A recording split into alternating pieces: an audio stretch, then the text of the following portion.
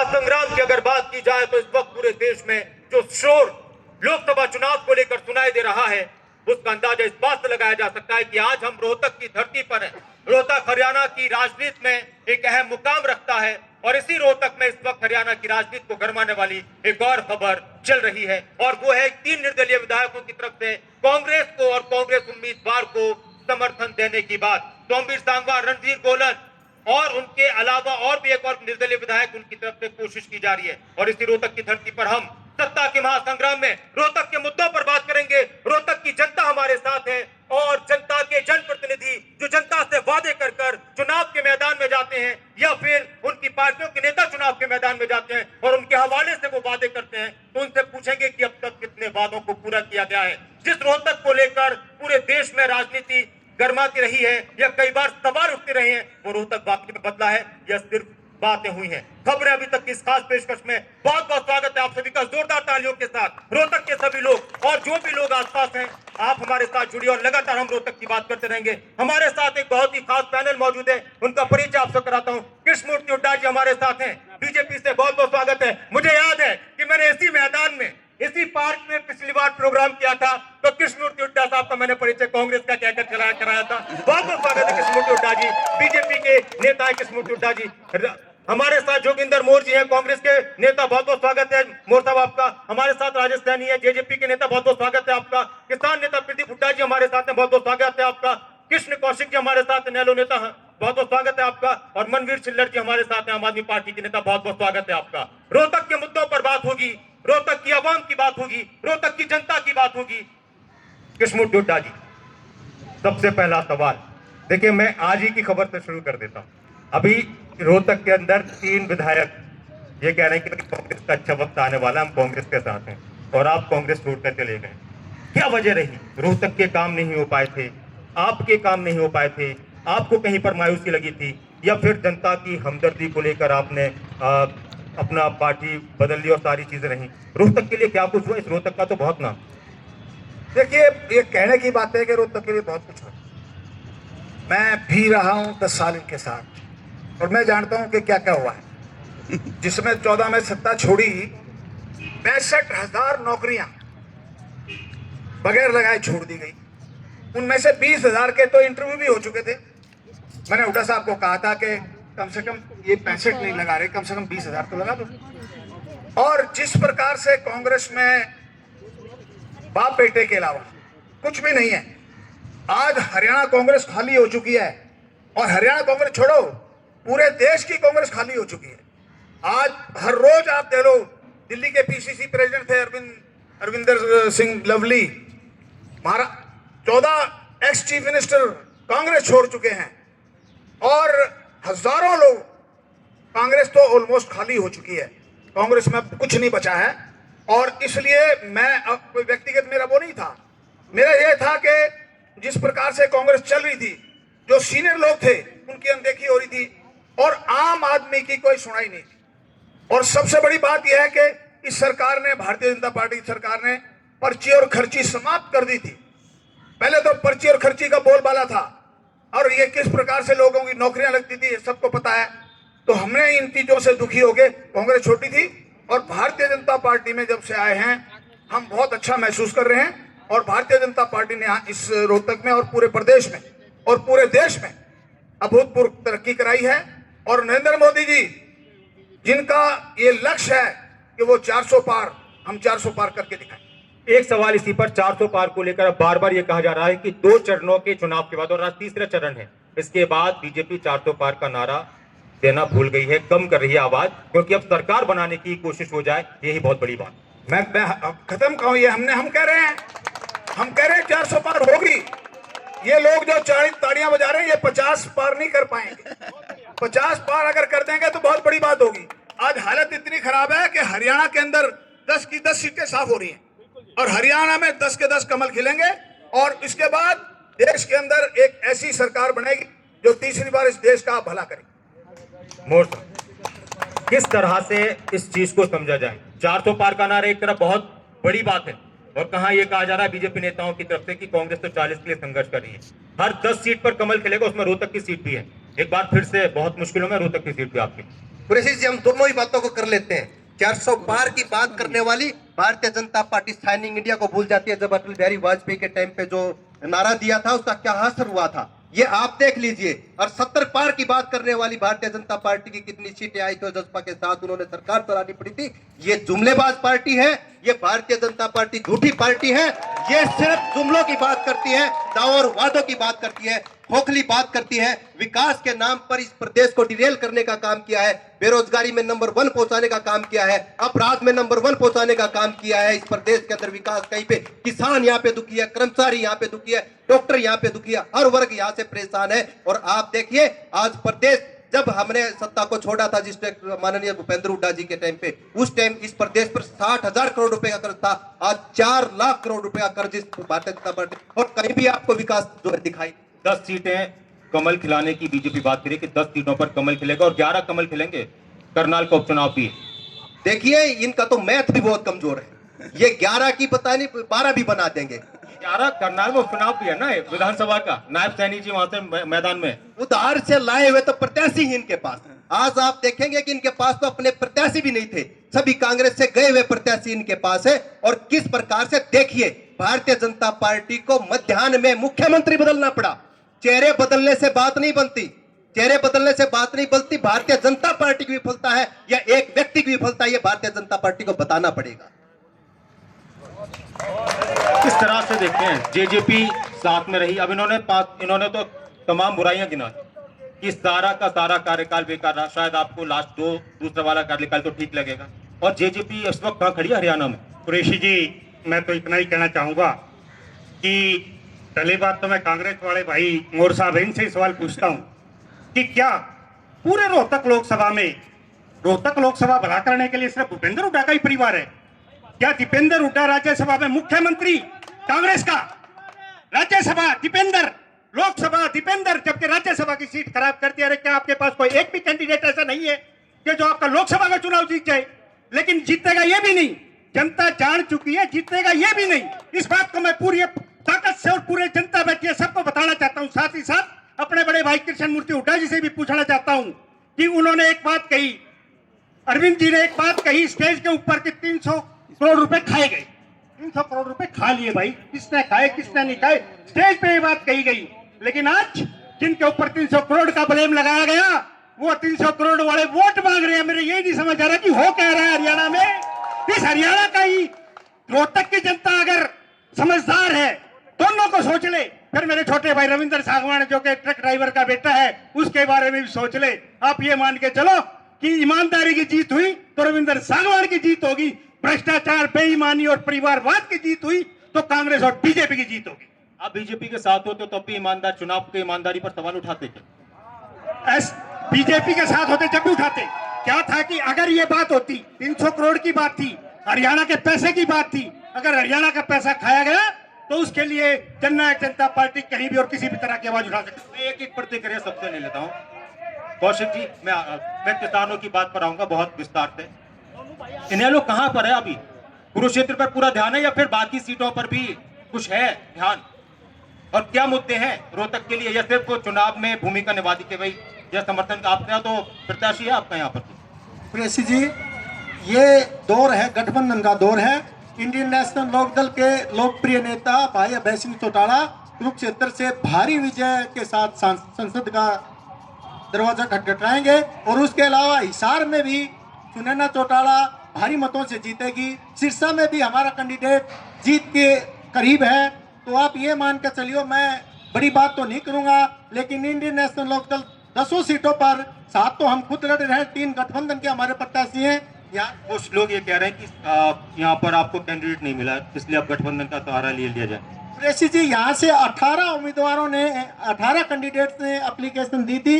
उनमें से मैं भी एक कैंडिडेट था, लेकिन पार्टी ने गठबंधन का धर्म निभाते हुए यहाँ आरजेपी के कैंडिडेट जो कि राकेश तंवर जी हैं उनका समर्थन किया है। और हमारी पार्टी का समर्थन वो 7 सीटों पर कर रहे हैं। एक सीट पर हमने राष्ट्रवादी कांग्रेस शरद पवार की पार्टी है उसका समर्थन दिया है।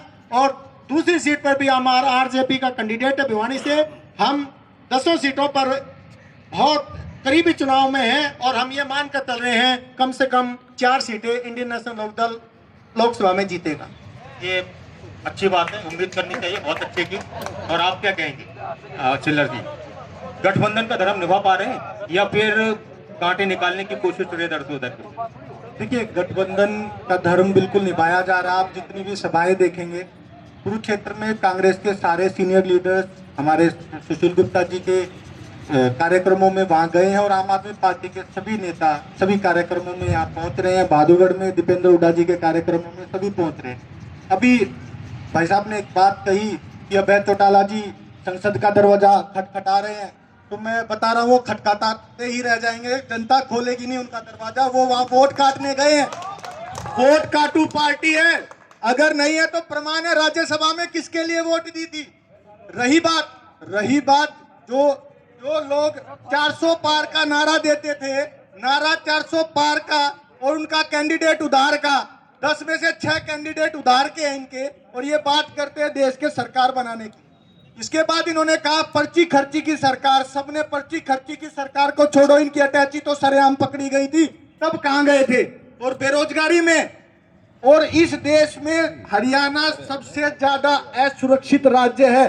जिस देश का सिपाही पूरे देश की रक्षा करता है, बॉर्डर पर देश की रक्षा करता है, जहां हरियाणवी का नाम आते ही इंसान महफूज फील करता है कि मैं अब सुरक्षित हूं, उस प्रदेश को इस सरकार ने सबसे असुरक्षित राज्य बना दिया।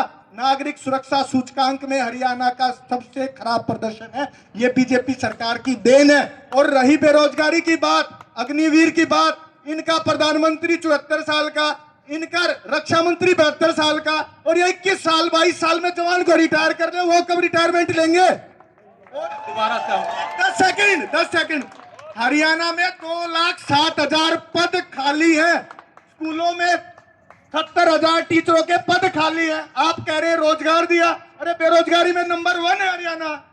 अब एक उस वर्ग की भी बात करते हैं जिसको लेकर हमारे देश में हर चुनाव में दावे किए जाते हैं, और शायद देश का किसान ये कहता है, ये न सोचा था कि अपनी बात में मुकर जाएंगे, वक्त आएगा तो हालात से डर जाएंगे, उनके चेहरों पर नकाबों को पड़ा रहने दो, वरना अपनी ही निगाहों से गिर जाएंगे। ये किसान बार बार शायद बहुत सारी बातें करता है। फिर हुड्डा जी, किसानों का मुद्दा है इस चुनाव में, या फिर ऊंचाइयों की बात हो रही है, विकास की, 400 पार, भारत का नाम पूरी दुनिया में छाया हुआ है, या फिर धर्म और राजनीति, जातिवाद की राजनीति? किसान है कहीं पर चुनाव में, किसानों का वोट मिल रहा है? बिल्कुल मिल रहा है, और किसान का वोट तो गठबंधन को जा रहा है, इंडिया गठबंधन को जा रहा है। और उसका कारण है क्योंकि किसान, किसी रोहतक लोकसभा की बात करेंगे तो शायद ये बहादुरगढ़ का टिकरी बॉर्डर भूला नहीं होगा, 13 महीने शहादतें भूले नहीं होंगे। और रोहतक की ही बात करें तो अभी हमारे भाजपा से हमारे चाचा जी ही हैं, ये बताएंगे रोहतक की ही खरेटी की बेटी थी जिसे ट्रेन से उतारकर मार दिया गया था, क्या उसे न्याय मिल पाया है? हम ही प्रदर्शन करके गए थे, क्या 2 साल में उसे न्याय मिला? वो जो अग्निवीर शहीद हुआ था, आज भी बता दे, धर्मवीर जो लड़ रहे हैं बीजेपी से भिवानी से, ताल्लू गांव से, उसी गांव से था। आज उस परिवार की स्थिति आज जाके बता दे कि वो अग्निवीर के भर्ती जो ये नई स्कीम लेके आए, उस परिवार की क्या हालत है, उस महिला की सुरक्षा की क्या हालत है जो 2 साल पहले यहाँ ट्रेन से फेंक दी गई थी। जब किसानों ने यहाँ दी है शहादतें, उनका क्या आज किसान को एमएसपी मिल रहा है? हाँ, इंडिया गठबंधन ने हमें वायदा किया है कि वादा तो आपने पहले भी किया था एमएसपी, राजनीति तो आप भी कर रहे हैं, इंडिया गठबंधन के नेता भी कर रहे हैं किसानों के नाम पर। नहीं, 4 जून तक उन्होंने कहा, जून के महीने में ही एमएसपी गारंटी कानून बनेगा, अग्निपथ रद्द होगी और महिलाओं को सुरक्षा दी जाएगी। जो ये चीजें हुई हैं, इन सारी चीजों का हिसाब लिया जाएगा। जो 10 साल में हुआ है, क्या किसान वो भूल जाएगा? क्या किसान वो भूल जाएगा? इसी रोहतक की बेटी थी, जंतर मंतर पर उसका सिर कुचला जा रहा था, जिसने देश का नाम रोशन किया। क्या किसान और महिला वो बातें भूल जाएंगे? क्या ये अग्निवीर जो शहीद हुए हैं, हरियाणा चाहे तालू से कर ले, चाहे जुलाना से कर ले, क्या उनकी हम शहादतें भूल जाएंगे? वो हमारे बेटे थे, हमारी बेटियां थी, जिन्होंने देश का नाम। रोहतक के लोग क्या कह रहे हैं? क्या कह रहे हैं रोहतक के लोग? किन मुद्दों को लेकर बात आगे बढ़नी चाहिए? मैं ये बीजेपी से पूछना चाहता हूं, बीजेपी की सरकार पूरे देश के अंदर धारा 370 के आधार पे इलेक्शन लड़ दी है, लेकिन कश्मीर से भाग गए, वहां से इलेक्शन नहीं लड़ रहे, राजौरी से भाग गए, अनंतनाग से भाग गए, तो वहां इलेक्शन क्यों नहीं लड़ रहे 370 के नाम पे? और इधर से प्रधानमंत्री मोदी जी कहते हैं 56 इंच का सीना। 56 इंच का सीना वो कहां चला जाता है जब मणिपुर के दंगे होते हैं, जब हरियाणा में दंगे होते हैं, जब 56 इंच का सीना मुंह बंद करके बैठ जाता है। जब उन्होंने बोलने की जरूरत होती है वो बोलते नहीं है। ऐसे 56 इंच का सीना हमें क्या करना है? मैं मेरे चाचा बीजेपी वाले से पूछना चाहता हूँ। आपके चाचा है वो भी आप में लग रहे हैं उनसे बड़े हैं आप। मैं एक पूछना चाहता हूँ, जो खर्ची प्रति की बात करते हैं वो भगवान को साक्षी भर कहता हूँ, एक काम तस्कील में, एक काम निगम में हरी फंड पकड़ा दो, इनको हम गौर से सम्मानित करेंगे। 1 लाख रुपए में आईडी अप्रूव होती है, 1 लाख में अनअप्रूव हो जाती है। और जो बीजेपी इलेक्शन लड़ रही है जाति पात पर और धर्म पर, विकास के मुद्दे पर देश को आगे बढ़ सकता है। विकास का नाम नहीं ले रही है पार्टी, ऐसी खतरनाक पार्टी है तो देश को तोड़कर टुकड़े टुकड़े कर देगी। जी भाई साहब, मेरा सवाल बीजेपी है कि तो बुजुर्ग 70 साल पार कर चुके हैं और 5 साल और मांग रहे हैं और युवाओं के साथ खिलवाड़ करने का काम किया। अग्निवीर योजना को लाकर उनकी पेंशन खा गए, उनकी मेडिकल सुविधाएं खा गए। मैं पूर्व विधायक जी से सवाल करना चाहूंगा, क्या आपने अपनी पेंशन छोड़ दी? कभी हम बच्चे थे तब आप विधायक बने थे, क्या आपने छोड़ दिया? आज बताएं आप। मैं सवाल दोबारा आता हूँ। कांग्रेस से है ये भाई साहब भी कह रहे हैं कि किसान के लिए कांग्रेस ने ये करेगी वो करेगी। बाप बेटा कभी टिकरी बॉर्डर पे गए हो, किसी का साथ दिया हो? अभय सिंह चौटाला ने वैसा साथ दिया है। अभय सिंह चौटाला जिंदा, किसानों का साथ देना अभय सिंह चौटाला ने दिया है। अभय सिंह चौटाला के अलावा किसी ने साथ नहीं दिया। हमेशा आंदोलन में रहा, रिजाइन किया, हर जगह साथ रहा। वो किसानों के बेटियों के आंदोलन में साथ रहा है। अभय से बड़ा किसान देशी कोई नहीं। भाई कोई कितना हंगा ला लो, ठीक है, भी बार कांग्रेस सरकार लेनी है भाई, ठीक है। छोटा जी, कई सारे सवाल थे, दोहराने की मुझे जरूरत नहीं है। क्या कहेंगे इन सवालों? देखिए, ये इन्होंने जो बातें की, सबसे बड़ी चीज जो भारतीय जनता पार्टी में हुई है वो पारदर्शिता है। मैं इनमें से बहुत से लोगों को देख रहा हूं जो खर्ची पर्ची वाले हैं, जिन्होंने खर्ची पर्ची के माध्यम से नौकरियां प्राप्त की हैं। और वो लोग यहाँ रोहतक की तो पॉलिटिक्स बाप बेटे ने खत्म कर दी। सिर्फ रोहतक में बाप बेटे के अलावा कोई नहीं है। लीडरशिप को खत्म कर दिया। आनंद सिंह डांगी, रघुवीर कादियान और जितने भी लोग हैं, सबको रोहतक में आज लीडरशिप का पिछले 25 साल से नाम लेने वाला कोई नहीं है। बाप बेटा ने ऐसा काम कर दिया, रोहतक की लीडरशिप भी खत्म कर दी और कांग्रेस भी खत्म कर दी। आज ये हालत हो रही है। हमारी सरकार के अंदर पारदर्शिता आई है। बदलियों के लिए मंत्रियों के चक्कर लगाने की जरूरत नहीं पड़ती। और हमारी सरकार में ये लोग जो बोल रहे हैं, मेरी सुन लीजिएगा एक बात, मैं इस बात का मैं आप सबसे जवाब मांगता हूं। अभी एक्सीएस की भर्ती हुई थी। एक्सीएस में भूपेंद्र सिंह हुड्डा का गांव सांगी है। 3 लड़के हमारी सरकार में एक्सीएस में सांगी के लगे हैं, रिकॉर्ड है। और भूपेंद्र हुड्डा की सरकार में 10 साल में 1 लड़का भी सांगी का नहीं लगा। और सांगी छोड़ो, गड़ी सापला कलोई का भी 1 आदमी भी नहीं लगा। तो मैं यही कहना चाहता हूं कि हमने काम किया है और हम काम करेंगे। हाँ जी, मैं आ रहा हूँ, वैसा आ रहा हूँ, उधर ही आ रहा हूँ। ये कह रहे हैं कि किसानों की बात ही करते हैं, किसानों के बीच में नहीं गए। एकमात्र सांसद थे जिन्होंने संसद में उठाई, जो हर बॉर्डर पर गए, दिन रात 24 घंटे किसानों के बीच में रहे। जब महिलाओं के ऊपर वहां पर अत्याचार हो रहा था, माननीय दीपेंद्र हुड्डा जी वहां पर जाके रात को जाते हैं, 12 बजे जाते हैं और आवाज को उठाते हैं। रात 12 बजे तक किसानों के बीच में रहते हैं। और तमाम कांग्रेस का कार्यकर्ता हुआ टिकरी बॉर्डर पर, चाहे सिंगू बॉर्डर पर वहां पर रहा। और कांग्रेस ने अपने घोषणा पत्र में स्वीकार किया है कि हम स्वामीनाथन रिपोर्ट को लागू करेंगे। 700 किसानों की शहादत हुई है। उस 700 किसानों की शहादत पर प्रधानमंत्री का एक बयान नहीं आता है। इतनी शर्मसार प्रधानमंत्री हमने आज तक नहीं देखा कि जहां पे 700 किसान शहादत हो जाती है, 700 किसानों की, और एक शब्द तक नहीं आता है। जिन महिला पहलवानों को, जिन खिलाड़ियों को बैठ के देश का मान सम्मान बताते हैं, अपने ड्राइंग रूम में फोटो खिंचवाते हैं, उनके साथ उनके ऊपर बलात्कार जैसे संगीन आरोप लगाए जाते हैं। उन नेताओं के साथ भारतीय जनता खड़ी मिलती है। एक बात बताइए धनी साहब, किसानों के लिए, और आपने बहुत यकीन किया था लोगों ने, बीजेपी के साथ जाकर गलती कर दी थी, उसका खामियाजा भुगतना पड़ रहा है, या फिर सब कुछ ठीक है? अभी नए पावर के साथ मुद्दा क्या था तो बरकरार है?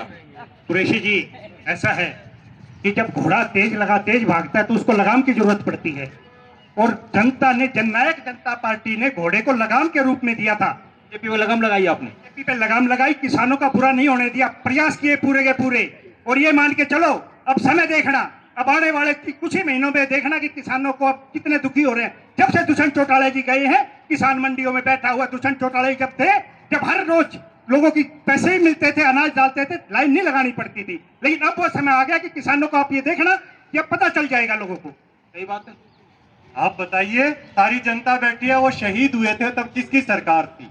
पारदर्शिता की बात करते हैं। उन्होंने लगाम लगाई थी जेजेपी ने बीजेपी पर, कहाँ लगाई, किस पे लगाई, वह फिर शहीद किसने कराए? सरकार में हिस्सेदारी थी। आज पारदर्शिता की बात हो रही है, सूरत में, इंदौर में वो पारदर्शिता थी क्या?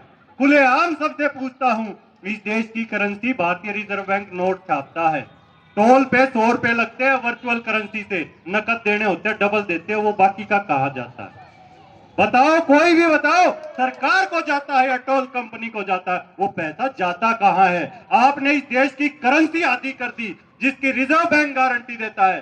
किसान को एमएसपी नहीं दे रहे, किसान खाने को देता है, हर किसी को देता है। किसान से जाकर पूछो, उसको खुद शाम को रोटी मिलती है या नहीं। इस देश को लहलाता है 300 रुपए किलो टमाटर, और वो रेट का बिकवाया। आज टमाटर का क्या भाव है?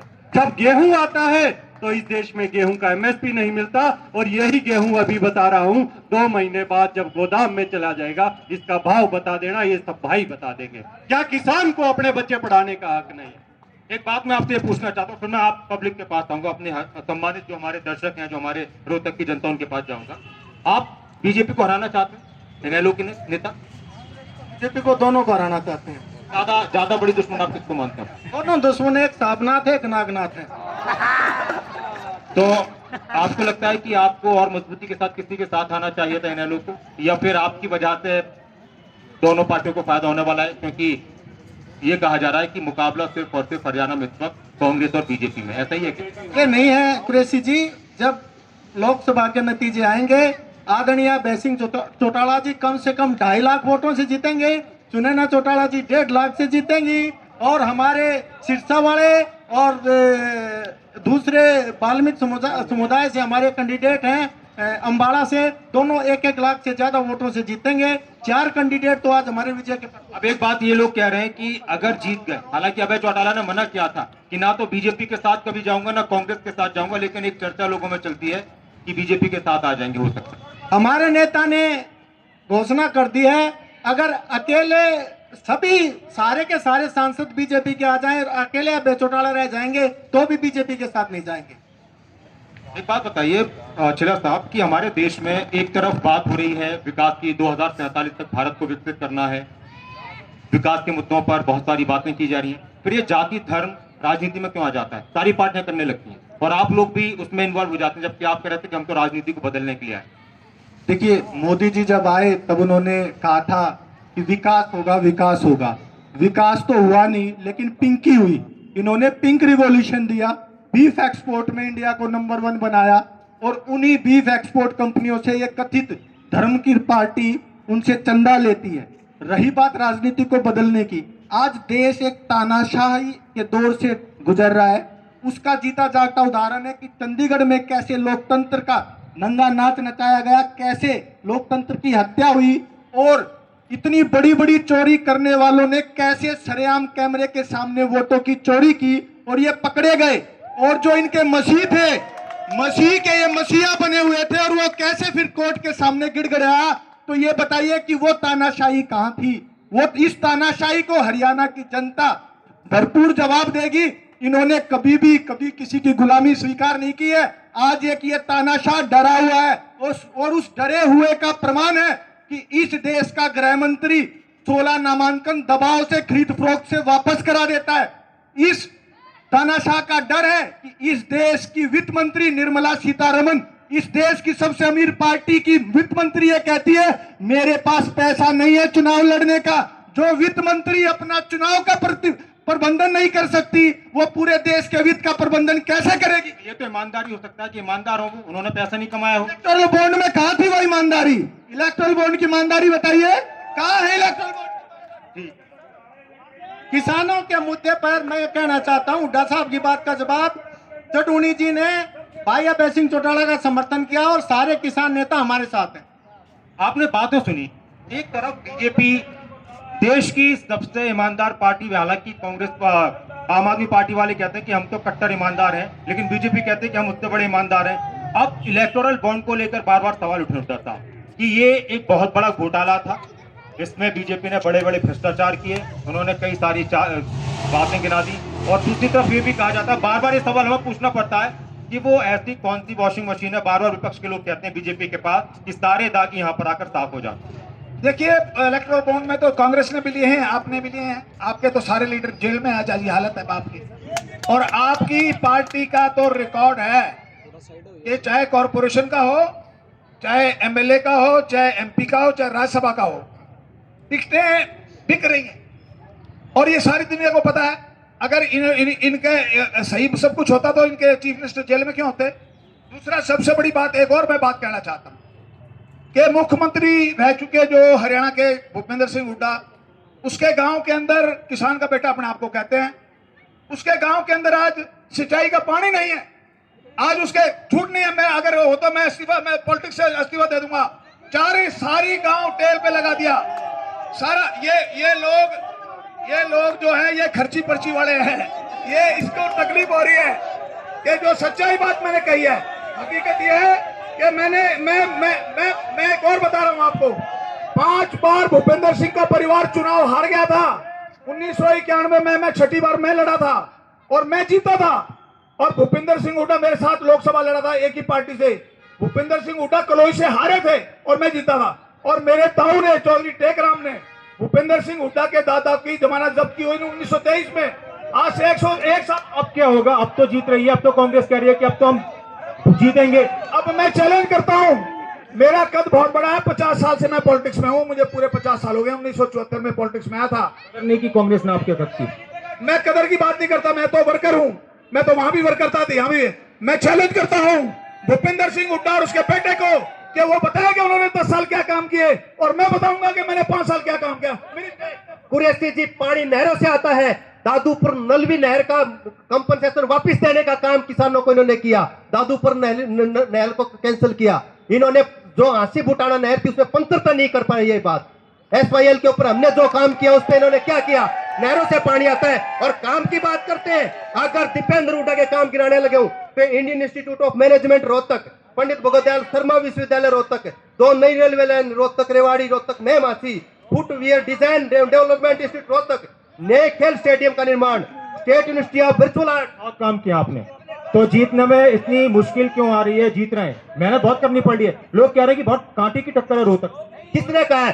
दीपेंद्र हुड्डा जी यहाँ पे रिकॉर्ड बनाने जा रहे हैं, वो रिकॉर्ड मतों से जीतेंगे। और पब्लिक कहा, मैडम। सभी को नमस्कार, सभी दर्शकों को नमस्कार। मैं एक क्वेश्चन यहाँ कांग्रेस प्रवक्ता से पूछना चाहती हूँ। आज देश में महिला सुरक्षा के नाम पर, जाट आरक्षण के नाम पर, किसान आंदोलन के नाम पर झगड़े करवाए जा रहे हैं, आंदोलन करवाए जा रहे हैं, दंगे करवाए जा रहे हैं। 10 साल तक भूपेंद्र हुड्डा जी हरियाणा में मुख्यमंत्री रहे, तब उन्होंने ना ही किसी आरक्षण के नाम पर, ना ही किसी किसान आंदोलन के नाम पर अगर कोई बिल पास होता है तो सबसे पहले रोड़ा अटकाने वाले कांग्रेस के विपक्ष के मुख्यमंत्री होते हैं। ऐसा क्यों कारण होता है कि ये कुछ काम नहीं करते? एक मिनट, हाँ। मेरा एक साधारण सा सवाल बीजेपी के प्रवक्ता से है। आप जब से डिबेट शुरू हुई है चौधरी भूपेंद्र सिंह हुड्डा पे सीधा हमला कर रहे हैं।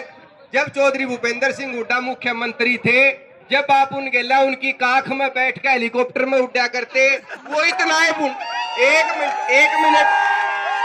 मिनट भाई, जय भूपेंद्र हुड्डा इतना ही बूंदा था तो हेलीकॉप्टर में टाक क्यों ना मार के तड़े। एक मिनट भाई, एक मिनट यार, और भी तो मैं दोनों बोलिए। मैं कांग्रेस के प्रवक्ता से पूछना चाहता हूं कि जिस प्रकार से तुम लिखते हो कि ये संघर्ष की प्रतिमूर्ति है दीपेंद्र हुड्डा ने संघर्ष क्या किया है? संघर्ष आनंद सिंह दांगी ने किया था, संघर्ष रघुवीर कांचाल ने किया था, कृष्णमूर्ति हुड्डा ने किया था। ये एक गमले में उगा हुआ एक सुंदर सा पौधा है, इसका संघर्ष में कहीं नाम नहीं है। ये खाम खाएगा जो भूपेंद्र सिंह हुड्डा सीएम होने के नाते, बाकी लोग आज भी लोग जो एमपी थे कांग्रेस के टाइम पर, उनका कहीं नाम निशान नहीं है अपने पुत्र के लिए। मेरा सवाल बीजेपी के प्रवक्ता से है, जो कहते सबका विकास सबका साथ, 1 करोड़ कर्मचारी है पूरे भारत के अंदर, क्या उन कर्मचारियों को ये पुरानी पेंशन दे रहे हैं? अर्धसैनिक बल, पुलिस वाले जो साथ इनके उसमें रहते हैं, सुरक्षा में रहते हैं, क्या उनको पेंशन दी इन्होंने? बताएं, इनके कहाँ है पुरानी पेंशन के लिए इनके पास? मैं एक कांग्रेस के सारे सवाल सब आप नोट कर लीजिएगा। सवाल जो भी जिस भी नेता से सवाल किए जा रहे हैं, प्लीज अभी कांग्रेस से सवाल कर रहे हैं। मैं एक कांग्रेस प्रवक्ता से एक सवाल मैं सबके पास आ जाऊंगा। हाँ। ये देश का इलेक्शन है, आप कितनी सीटों पे चुनाव लड़ रहे हो पहले ये बता दो। आपके प्रधानमंत्री कौन होंगे? आप 230-32 सीटों पे चुनाव लड़ रहे हो, आपको पता होगा। और आपका प्रधानमंत्री कौन होगा? आप पहले बीजेपी हरियाणा में नहीं थी तो जात पात नहीं थी, जब से बीजेपी आई है हरियाणा में जात पात बना दी इन्होंने। कहीं किसी प्रकार की कोई झगड़ा सर, मेरा सवाल सभी प्रवक्ताओं से है कि देश के जो अर्धसैनिक बल है और देश के जो छोटे किसान मजदूर और छोटे व्यापारियों के जो बच्चे आज जो पढ़ लिख के आजीवन विभागों की सेवा करने के बाद भी जो पेंशन से वंचित रखे जा रहे हैं, मैं तमाम पार्टियों से चाहता हूं कि पुरानी पेंशन बहाली पर अपना स्टैंड रखे।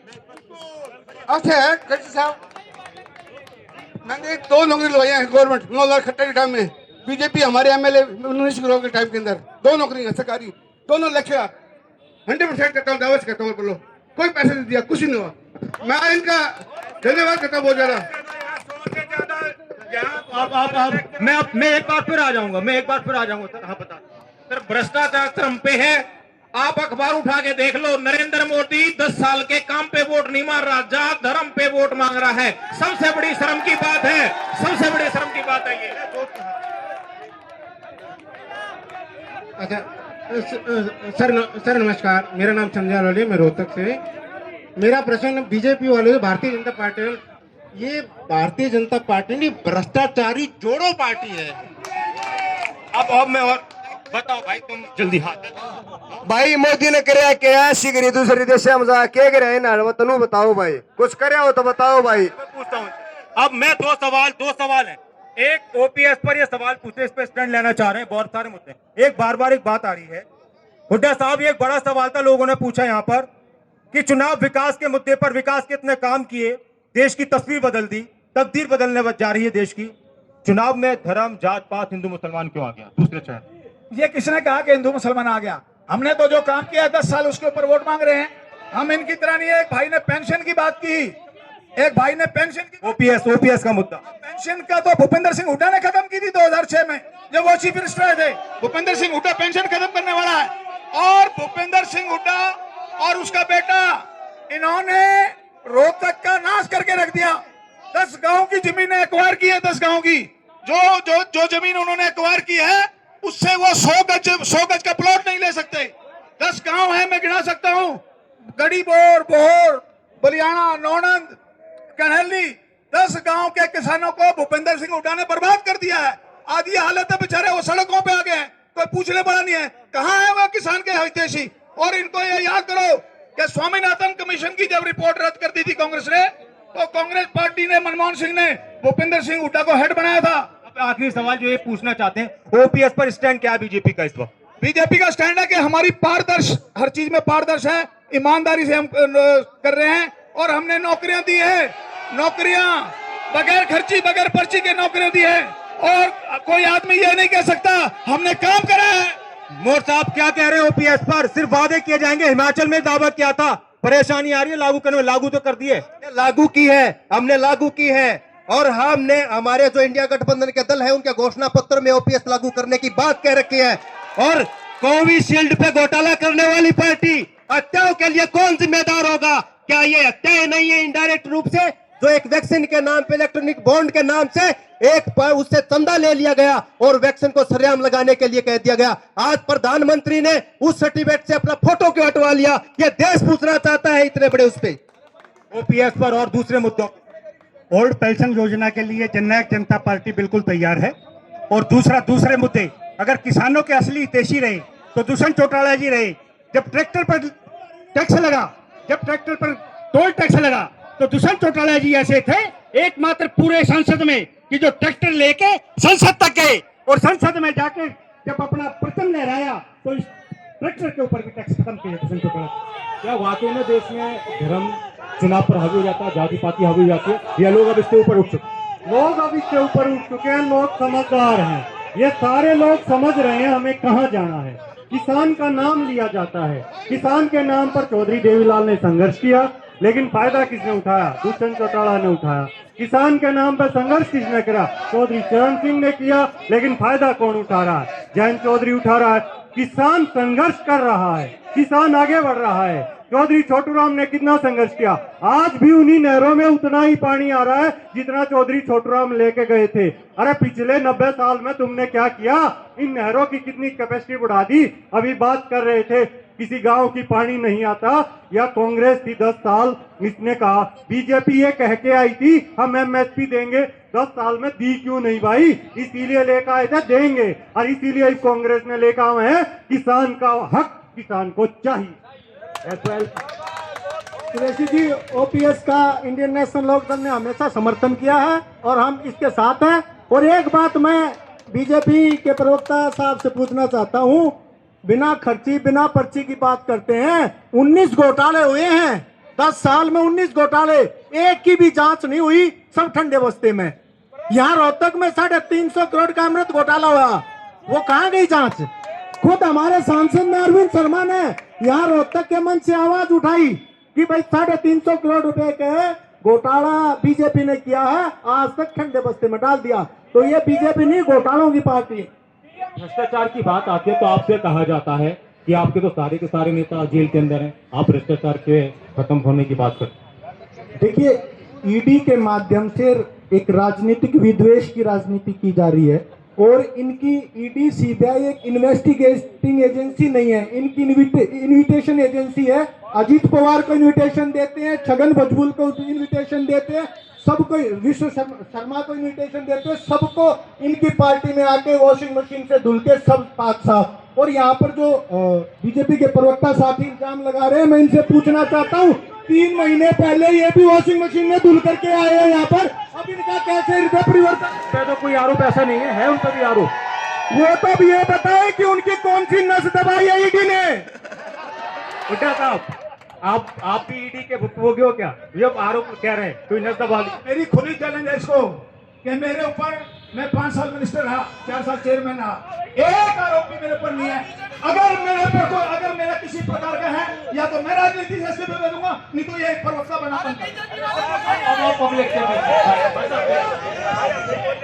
विश्वविद्यालयों से लेकर स्कूल तक शिक्षा को बंद करने का काम भारतीय जनता पार्टी ने करा है। 30% टैक्स कॉर्पोरेट का घटा के मैं चाह रहा हूँ कि कुछ आम मुद्दे, यहाँ के जो आम लोग हैं, जो किसी पार्टी से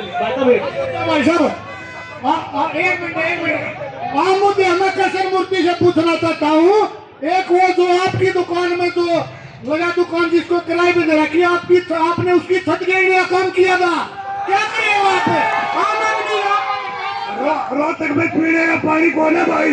जीत गई बीजेपी। एक हफ्ते से अलग अलग कॉलोनियों में पीने का पानी नहीं आ रहा, क्या मंत्री जी बताना चाहेंगे? और पिछली कांग्रेस में जब थे तहसील में एक घोटाला के सामने कोई नियुक्तियां नहीं है। मंत्री साहब ने, मंत्री जी से मैं काफी देर से देख रहा हूँ कि जनता की बात, अब आप सबसे गुजारिश है, मैं आ जाऊंगा, टाइम है, जो बोलना चाह रहा हूँ थोड़ा थोड़ा एक सवाल आप जल्दी 1 मिनट में 20 मंत्री जी से मैं पूछना चाहता हूँ कि रात में सपने में भी बाबू बेटा नजर आवे कि ना काम कर रखे हैं। मंत्री जी का दुख है, अगर मंत्री जी का जना कांग्रेस में कुछ नहीं मिला, हमारे बीजेपी में चले गए। दीपेंद्र ने जितने काम करे हैं, नरेंद्र मोदी ने भी करे हो ना, तब फेल है नरेंद्र मोदी। अगर रही बात दूसरी, नरेंद्र मोदी, मैं बीजेपी से पूछना चाहता हूं, मुसलमान के नाम पर कब तक रोटियां सेकेंगे? दूसरी बात, मैं 4 पंक्ति के माध्यम से जो है दीपेंद्र के बारे में बताना चाहता हूं, जो उसने काम किया। एक बार 4 पंक्तियों के माध्यम से कि मेरे दुश्मनों मेरी किस्मत से जलना छोड़ दो, कि मेरे दुश्मनों मेरी किस्मत से चलना छोड़ दो, क्योंकि घर से मैं दवा नहीं माँ की दुआ साथ लेकर चलता हूँ, और मेरी किस्मत के लिए भी गलती से दुआ मत करना, मैं तो वो हूँ जो हरियाणा के लिए अपनी खुशियां भी बांट दिया करता। भाई साहब देखिए, मैं भी मंत्री जी से कुछ सवाल करना चाहता हूँ। मंत्री जी तो पिछले 5 साल तक कहते हैं हुड्डा न्यू कर दिया, जब हुड्डा साहब एक थपकी मारते तो कहते हुड्डा साहब मेरे बड़े भाई हैं।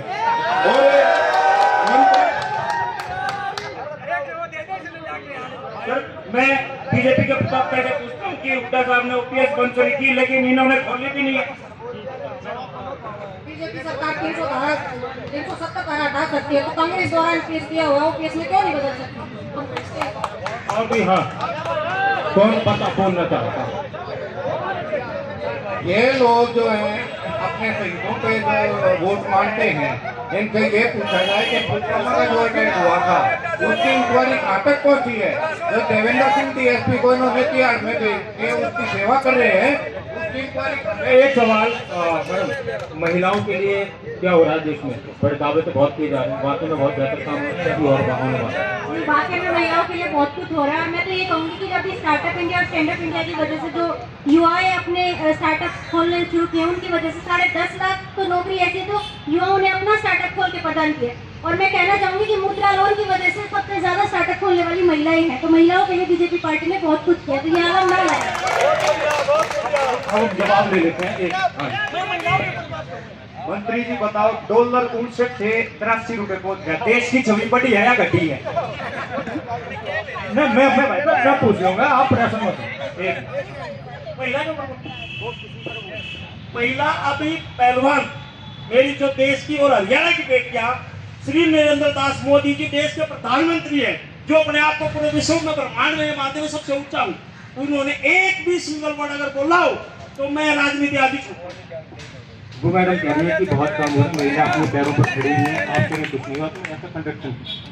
महिलाओं के लिए सच में बहुत काम हुआ है। जो वोकल फॉर लोकल का काम किया गया भाजपा सरकार ने किया, मुद्रा लोन के तहत 1-1 लाख का जो लोन दिया जा रहा है, या सेल्फ हेल्प ग्रुप के जरिए जो लोन दिया जा रहा है, उसमें महिलाओं ने घर बैठकर काम करना शुरू किया। एक पंक्ति में कुछ कहना चाहूंगी, हो गई है पीर पर्वत से पिघलनी चाहिए, अब इस हिमालय से कोई गंगा निकलनी चाहिए।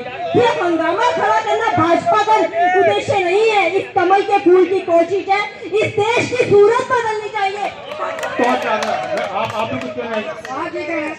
पहला बल्कि अगर सिलेंडर दे रही है, शौचालय बना दिए, कांग्रेस के राज में रोडों पर बहु बेटे बेचती थी, आज अपने घरों में बहु बेटा सेव है। मैं अरिजीत भी बोलना चाहता हूँ, आप सबको नमस्कार है। यहाँ मुझे देख लिया गया है कि एक विशेष जाति तौर पे ये जीत चुके हैं, बाकियों को किसी को नहीं समझते। ये एसपीडीसी को ए और बी हमारा खत्म कर दिया हुड्डा साहब ने, जो टाला साहब ने हमारे को दिया था। आज जो ना बगैर खर्ची पर्ची के हमारे बच्चे एचसीएस लगने लग रहे हैं। हम इनसे अरदास करते कांग्रेस और बीजेपी से कि वो हमें नौकरी दे। हमारे कभी नाश करने 2016 में जब हमारे मकान गिर रहे थे, ट्रक में भर भर के हमें एचपीएससी के दफ्तर से पैसे करोड़ों रुपए बरामद करे गए और इनकी ईमानदारी जो बच्ची पूरी होती हो। मेरी आपसे एक बात करना चाह रहा हूँ। देखिए, असल में हम सब बोल रहे हैं ना, तो किसी की बात समझ में नहीं आ रही, एक और भी देखिए, ये देश जवानों और किसानों का रहा है, और ये सरकार आने के बाद बैठ जाइए आप लोग, जितने जिन को जगह मिले प्लीज बैठे। ये सरकार आने के बाद में अचानक जो राष्ट्रीय सुरक्षा है उसको कहते हैं हम मजबूत कर रहे हैं, लेकिन ये अग्निपथ या अग्निवीर ला करके देश की सुरक्षा को बहुत बड़ी हानि पहुंचा रहे हैं। इसके दूरगामी परिणाम होंगे और देश को बहुत हानि उठानी।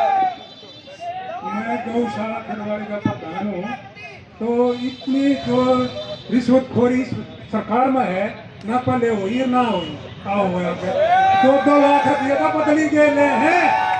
अरे क्या करोड़ रुपये जो तहसीलदार अड़ाया था मलिक के, 1 करोड़ रुपये तहसीलदार दुष्यंत चौटाला देकर के भी अड़ाया था।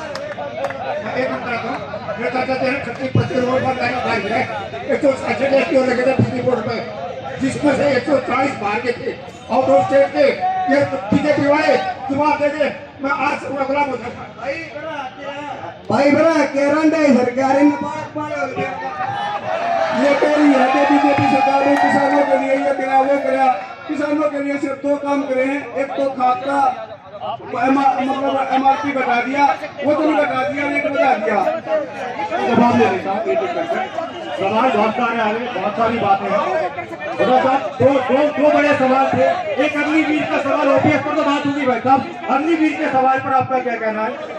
बहुत सारे लोग ये कह रहे हैं कि अग्निवीर से नौजवानों का नुकसान हुआ है, सेना का नुकसान हुआ है। बीजेपी क्या कह रही है, कांग्रेस कह रही है कि हम जैसे ही आएंगे तो अग्निवीर को खत्म कर देंगे, इस योजना को खत्म कर देंगे। मैं फौजियों का परिवार है, मेरे परिवार में आज भी 4-5 कर्नल हैं, मेरा भतीजा ब्रिगेडियर पर मिला है, एक अग्निवीर का। अग्निवीर के बारे में मोदी जी ने जो किया वो ठीक किया है। जो एक आदमी लगना उसके लिए 4 आदमी लग रहे हैं, नौकरी चारों को मिल रही है। 4 साल बाद 5 साल बाद वो क्या करेगा? उसके बाद वो सरकारी नौकरी में कहीं न कहीं आ सकते हैं। और दूसरा मैं एक बार बताऊं, जो खर्ची पर्ची की बात की है, ये जो भाई जो वो चिल्ला रहे हैं 18 आदमी लगवा रहे हैं खर्ची पर्ची से। और दूसरा जो हमने पारदर्शिता से और ईमानदारी से योग्यता के आधार पर नौकरी लगाई है, कांग्रेस की गीता भुक्कल जो शिक्षा मंत्री रही है, उसके परिवार में उसकी बेटी हुई इस सरकार में, हमारी सरकार में लगी है। तो हमारी सरकार ने खर्ची पर्ची के आधार पे हमने बिल्कुल खत्म कर दी है। और इनको सिर्फ इसी बात की तकलीफ है कि खर्ची पर्ची की हमने खत्म कर दी है। और सबसे बड़ी बात यह है कि ये पेंशन की बात कर रहे हैं। अरे पेंशन को खत्म करने वाला भूपेंद्र सिंह हुड्डा है, आज OPS की बात कर रहे हैं तो पेंशन खत्म की भूपेंद्र सिंह हुड्डा ने। और आज ये बताओ, ये लोग सपना ले रहे हैं, ना भूपेंद्र सिंह जीतेगा ना हरियाणा में कोई कांग्रेस। पेंशन को खत्म करने वाले होता अग्निवीर को लेकर वो कह रहे हैं कि अच्छी योजना है, 4 लोगों को जाए, एक को मिलती नौकरी 4 को मिले। कुरैशी जी, एक चीज का जवाब दूंगा मैं। पहली बात तो जो भाजपा के प्रवक्ता है वो व्यक्तिगत बातें करते हैं। चौधरी भूपेंद्र हुड्डा का इतना बड़ा कद है, उन्होंने विधानसभा में स्वीकार किया कि OPS से हमारे से गलती हुई थी और हम इस बात को स्वीकार करते हैं। इतने बड़े कद के राजनेता, राजनीति में फैसले लिए जाते हैं, चीजें होती है और व्यक्तिगत बात करते हैं। अगर दीपेंद्र हुड्डा की ख्याति के बारे में आप बात करेंगे तो दैनिक भास्कर बताता है कि उनकी ख्याति, उनकी प्रसिद्धि भारत के प्रधानमंत्री से ज्यादा है। उनके बारे में बात आती है तो हरियाणा के वरिष्ठ राजनेता, विपक्षी राजनेता चौधरी ओम प्रकाश चौटाला ये कहते हैं कि दीपेंद्र हुड्डा से भला लड़का कोई नहीं है हरियाणा के अंदर। और कांग्रेस की बात करते हैं, 24 घंटे में अगर कोई बीच में रहने वाला अग्निवीर को क्या कहेंगे? अग्निवीर के जब ये लागू हुई थी आप साथ में, तो आपको अच्छी लगी, जब कैसी लगती? नहीं, बीजेपी वालों से पूछना बहुत जरूरी है। अग्निवीर के लिए लोगों की, बच्चों की लाइनें आज भी लगती है। बच्चे चाहते हैं कि अग्निवीर में दाखिला लिया जाए, अग्निवीर बना जाए। लेकिन दुष्यंत चौटाला जी ने एक ही बात कही है कि जब आएंगे, अगर हमारे केंद्र में हमारी सरकार आएगी तो अग्निवीर को खत्म भी करेंगे। 22 जून 2022 से हम लगातार धरने पर हैं। 15 जून को ये स्कीम आई थी और संयुक्त किसान मोर्चा ने मिलकर गढ़ी सांपला में लगाया था। आज भी धरना जारी है और जैसे किसानों के 3 काले कानून वापसी करवाए थे, इस अग्निपथ को भी बीच में से पढ़वाएंगे और उल्टी करवाएंगे। ये अग्निपथ है, नौजवानों के साथ बहुत बड़ा धोखा है। ये कम से कम ये है, 15 साल में तो वैसे ही नौजवान रिटायरमेंट लेने थे, 5 की बजाय कम से कम 15 कर देते, या जिसकी जितनी इच्छा हो। अग्निवीर योजना नौजवानों के साथ धोखा है, इसको तुरंत प्रभाव से निरस्त करना चाहिए। और हमारी सरकार में हिस्सेदारी हुई तो हम इसे तुरंत निरस्त कराएंगे। देखिए, अग्निवीर योजना से बीजेपी का उद्देश्य अडानी और अंबानी के सिक्योरिटी गार्ड तैयार करने से है। जनता से, युवाओं के साथ इनका कोई वो नहीं है भरोसा। और रही बात जेजेपी वाले जो अग्निवीर की बात कर रहे हैं, हरियाणा के पहले अग्निवीर तो यही है जो 4.5 साल में रिटायर हो गए। जो लोग नहीं बोले भाई साहब, जो नहीं बोले ना, मैं भाई साहब कांग्रेस के प्रवक्ता से पूछना चाहता हूँ, इनकी पार्टी के जो 2 अपने प्रत्याशी हैं, कुमारी शैलजा जी, उनकी मीटिंग में एक कार्यकर्ता इनकी पार्टी के ने खड़े होकर कहा कि हमारे परिवार में 5 नौकरी लगी है बिना पर्ची बिना खर्ची के। इनकी पार्टी का नेता जयप्रकाश जो हिसार से लोकसभा चुनाव लड़ रहा है, वो कहता है कि हमारे राज्य में पर्ची और खर्ची चला करती। क्या ये ऐसी व्यवस्था के बारे साथ खड़े हैं या नहीं खड़े हैं? पारदर्शी व्यवस्था भारतीय जनता पार्टी के राज में जैसी है वैसी सब ने सब बातें पूछ ली। जब कांग्रेस से बीजेपी का राज आया तब हमारे देश पे कितना खर्चा था, और आज बीजेपी मुझे ये बताए हमारे देश पे कितना खर्चा है। अब मैं एक नहीं और कोई अगर बोलने की आप तो कहेंगे क्या चाहते हैं देश के नेताओं से? जो राज चल रहा वही चल रहा नहीं चल रहा तो वही राज। आप क्या जाता हूँ क्या भूपेंद्र होगा तो कोई कार्यकर्ता आगे आने में कोई तैयार भी नहीं है क्या? मेरा सवाल बीजेपी से है। 6 महंगी हो गई, पीजीआई इसका एग्जाम्पल है, जहाँ सबसे महंगी फीस देते हैं पीजीआई वाले, 40 लाख का बोल बढ़ा जा रहा है बच्चों से। मैं विश्वविद्यालय में मैं टीचर हूँ, हर साल 10% फीस बढ़ाई जा रही है, जो कि 20 साल से बिल्कुल नहीं बढ़ रही थी, हर साल बढ़ाई जा रही है। ये बात करें, अगर ये भी रहने के बाद सरकारी नौकरी मिलेगी, ये बेचारे खड़े हैं 5 साल में इनका 20,000 नौकरी देगी, उनने कितने दे होंगे ये तो बता दो। अब आखिर में आखिरी पे टिके एक एक करके, हुड्डा साहब कैसे जीत पाएंगे? सरकार बन पाएगी नहीं बन पाएगी, मुश्किल में इस बार सरकार या 400 पार का जो ख्वाब था वो काफी। पिछली बार कोई आदमी ये नहीं कहता था भूपेंद्र सिंह हुड्डा भी हार जाएगा। भूपेंद्र सिंह हुड्डा अगर इन्होंने काम किए होते तो आज ये घर घर माफिया मांगते फिर रहे हैं, आज एक एक आदमी की खुशामद करते फिर रहे हैं और लोगों को स्वीकार कर रहे हैं। इन्होंने खुद कहा कि भूपेंद्र सिंह इसमें से गलती हुई है और ये गलतियां से गलतियां कर चुके हैं, माफ नहीं करेंगे। हालत ये है कि इस बार दीपेंद्र सिंह हुड्डा बहुत बड़ी पूरी तरह से हारेंगे और हरियाणा के अंदर 10 सीटें भारतीय जनता पार्टी के बल फैलाएंगे।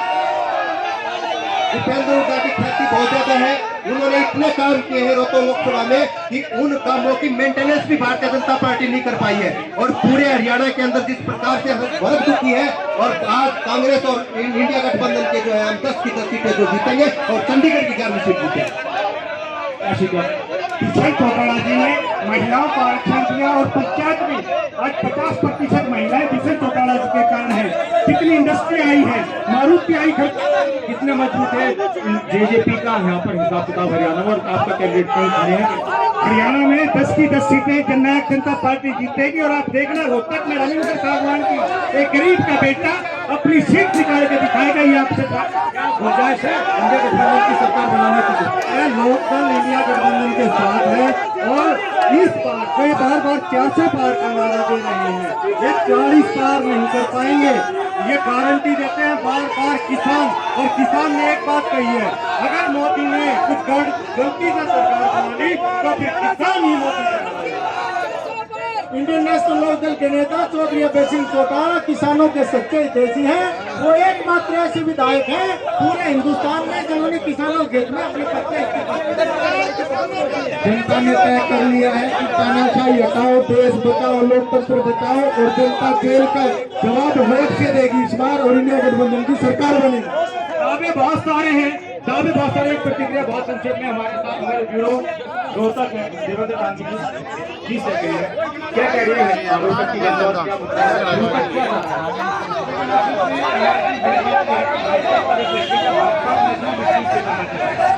कांग्रेस का प्रयास ये है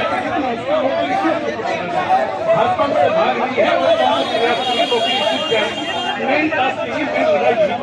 लड़ाई बड़ी है इस लोकसभा की, और रोहतक का हमेशा से नाम रहा है इस कार्यक्रम में नहीं, लेकिन सरकार की तरफ से बार बार बहुत सारे सवाल उठाए जाते हैं, उस सवालों का नेता जवाब